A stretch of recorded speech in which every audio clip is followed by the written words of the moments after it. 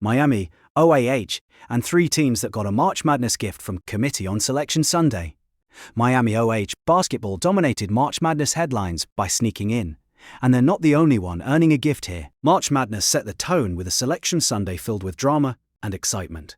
Miami OAH, breaking into the field of 68 over Auburn, dominated the day. Teams either received a gift, curse, or snub as the bracket finally became unveiled. Most of the field looked predictable, minus some shockers a la the Tigers, Oklahoma, and San Diego State. But there are teams receiving massive gifts, thanks to the selection committee. Is one of them the Redhawks? Miami leads off 4 total teams that earned a gift for these reasons. Miami OAH gift is getting into NCAA tournament. Tensions rose after Miami fell to UMass in the MAC tournament, handing them loss number 1, but the defeat created turbulence for Miami's tournament hopes. Oklahoma and Auburn left many believing the latter two would catapult the Redhawks. Both OU and Auburn presented a stronger schedule and quality wins over Miami. But the 3-1 team eased the tensions on campus by getting in.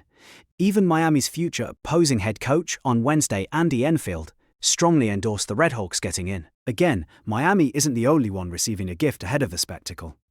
Arizona is number 1 seed in least toughest regional. Tucson is envisioning 1997 all over again. The Wildcats landed one of the top seeds, but earned the no-brainer, one in the least toughest regional, which fuels national title hopes for the first time since that 97 run.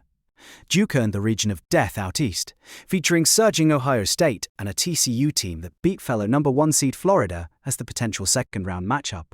Arizona beating number 16 seed Long Island would await a Villanova team hit with injuries or Utah State. The latter hasn't made it past the second round since 1969-1970.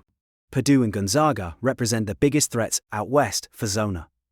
And either of those teams must make the Elite 8 first. Zona could be looking a future championship parade come April.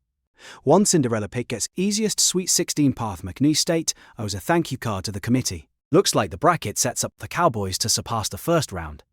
The Southland champs get Vanderbilt, which lost to 5 unranked teams this season, though all were in the SEC. But Vandy lacks size in collecting rebounds. McNeese can exploit both off its relentless defense and high-volume shooting. McNeese could even upset Nebraska in the second round if the Cornhuskers beat Troy.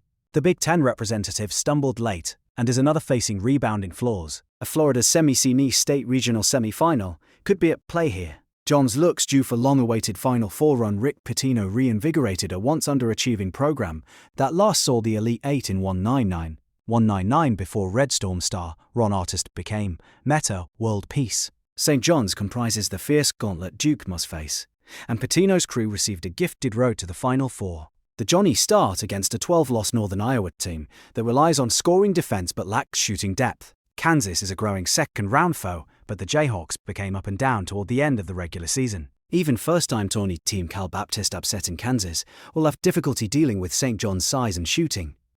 Duke missing Patrick Ngomba and Caleb Foster could doom the Blue Devils in the end.